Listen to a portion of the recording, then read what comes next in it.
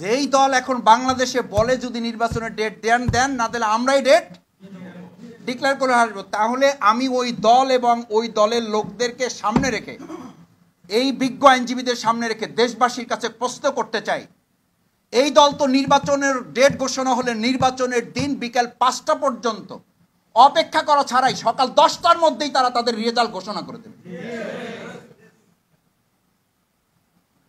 যে দলের নেতারা এই কথা বলতে পারে যে হয় ডেট আপনারা দেন নাহলে ডেট আমরা দিয়ে দেবো, ওরা তো প্রত্যেক কেন্দ্রে কেন্দ্রে এই কথা বলবে, হয় বিজয় আমাদের ঘোষণা করে দেন নাহলে আমরা বিজয়। এই আশঙ্কা থেকেই এই দেশের জাতি এখন বলছে আগে বিচার করতে হবে, সংস্কার করতে হবে, তারপর নির্বাচন দিতে হবে। না হলে এই যে হুমকি, যেই থ্রেট আপনারা দিচ্ছেন, এগুলো তো আওয়ামী লীগের আমলেও তো আমরা এরকম কথা শুনিনি।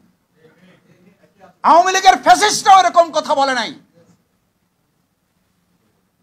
ওরা তো অন্তত সংবিধানের কথা বলছে, দোহাই দিছে, কোর্টের দোহাই দিছে, কিন্তু এত বাজে কথা মানুষকে বলে বিব্রত করে নাই। আপনারা বলেন বিব্রত তো জনগণ। আপনারা বলেন আপনারা হতাশ তো জনগণ। জনগণকে আমরা হতাশ করছি। আমাদের এই সমস্ত অরাজনৈতিক এবং সংস্কৃতির বিপরীতে গিয়ে অপসংস্কৃতির রাজনীতি আমরা যে মানুষের সামনে প্রেজেন্ট করছি, এখান থেকে বাংলাদেশ জামাত ইসলামের আইনজীবী অঙ্গনকে মজবুত ভূমিকা পালনের মাধ্যমে দেশকে আমরা সংস্কার করবো ইনশাআল্লাহ। সেই সংস্কারের প্রথম ধাপই হচ্ছে নিজেদেরকেও গড়ে তুলতে হবে। আমরা এক সময় আমরা বলি না যে আমরা প্রয়োজন আবার রক্ত দেবো, আমি এখন উল্টা কথা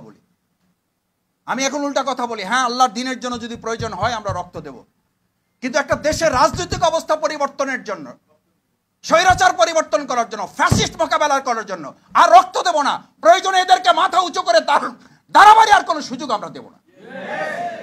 এই জাতি আর কত রক্ত দিবে? এদেশের তরুণ ছাত্র সমাজ, যুবক, মহিলা, বোন, আমাদের কলিজার টুকরা সন্তান, নিষ্পাপ সেই সমস্ত নবজাতকগুলোকে পর্যন্ত গুলি করে হত্যা করা হয়েছে। সেই জাতিকে, সেই দেশকে আর কতবার রক্ত দিতে হবে? কেন রক্ত দিতে হবে?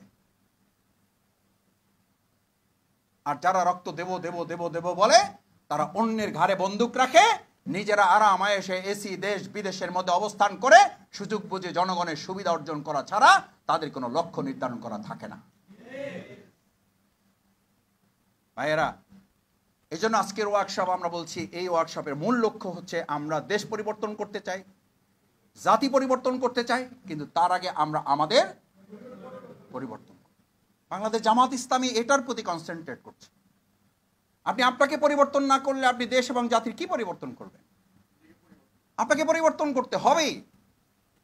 আমরা আমাদের পরিবর্তন করব এবং এই দেশ জাতি আমরা পরিবর্তন করব। দেখি ইনশাআল্লাহ পারবেন? এটা পারবেন? এই দেশের প্রয়োজনে পারবেন? নিজের জান্নাতের প্রয়োজনে পারবেন?